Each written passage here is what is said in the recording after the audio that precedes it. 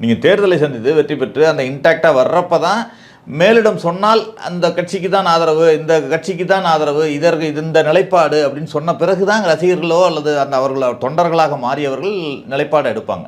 ஆனால் அதை யார் சொல்வது, என்ன நிலைப்பாடு என்ற சூழ்நிலையே இல்லாத ஒரு கட்சியாக இப்பொழுது ஒரு இருக்கிற மாதிரி நான் பார்க்குறேன். அந்த கட்சிக்கு ஒரு அடுத்த கட்ட தலைவர்கள் இந்த மாதிரி ஒரு சூழ்நிலை கரூரில் சம்பவம் நடக்குது.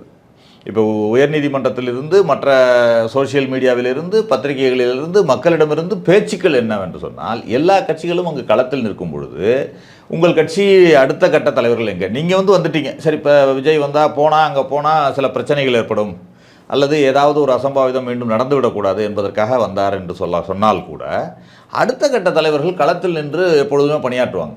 அந்த கட்சிக்கான கூட்டம் தானே, அதில் நடந்த சம்பவம் தானே.